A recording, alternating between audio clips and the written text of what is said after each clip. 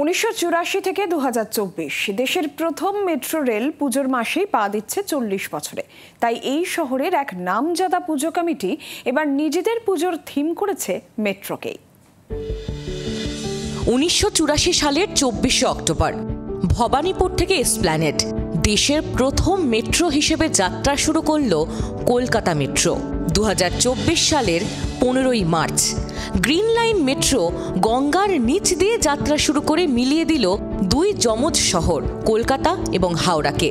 Under water tunnel দিয়ে Esplanade থেকে metro পৌঁছে গেল হাওড়া ময়দান স্টেশনে।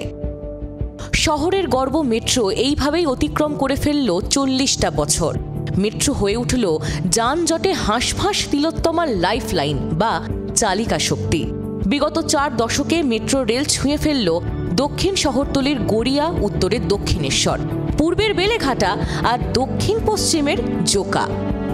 এই জয়যাত্রার সবচেয়ে জনপ্রিয় অধ্যায় জলের নিচের মেট্রো।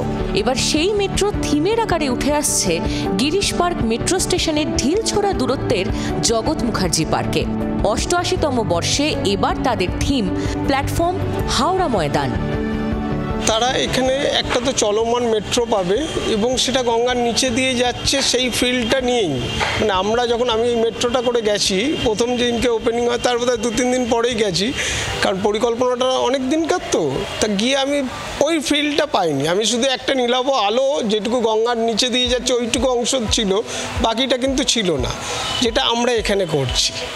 আমরা এখানে শুধু গঙ্গা দর্শনই হচ্ছে না, এবং গঙ্গা দেবীর রূপে মার পুজোটাও আমরা এখানে করছি এবং গঙ্গাতেই করছি। সেটা প্ল্যাটফর্মে নামার পর যখন গঙ্গা দেবীকে দর্শন করে বেরোবে দুর্গা রূপে, সেটাও আমরা রাখছি এখানে।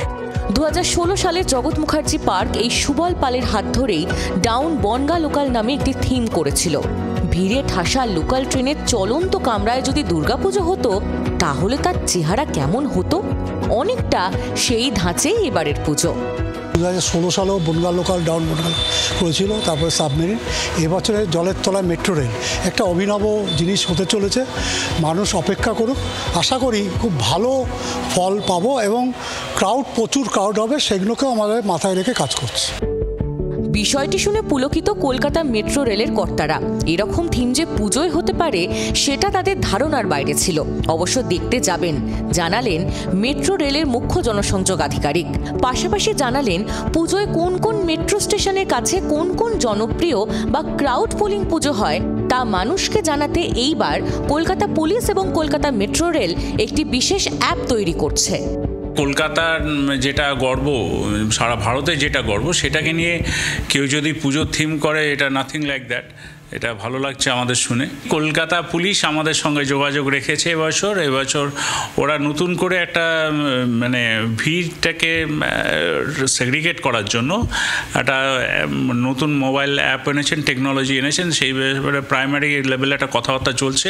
অরেঞ্জ লাইনে যখন জলের নিচ দিয়ে মেট্রো যায় তখন গঙ্গার ফিল আনার জন্য সেখানে একটা নীলাভ আলো দিয়ে অন্য মায়াবী পরিবেশ তৈরি করা হয়। সেভাবেই প্রতিদিন হাওড়া ময়দান থেকে এসপ্ল্যানেড পর্যন্ত যাতায়াত করছেন অগণিত যাত্রী। মেট্রোর এই রুটটিও ইতিমধ্যে অত্যন্ত জনপ্রিয়। কলকাতা মেট্রোর 40 বছর, দেশের প্রথম মেট্রো কলকাতা শহরে, জলের নিচে দেশের প্রথম মেট্রো সেটাও কলকাতা শহরে।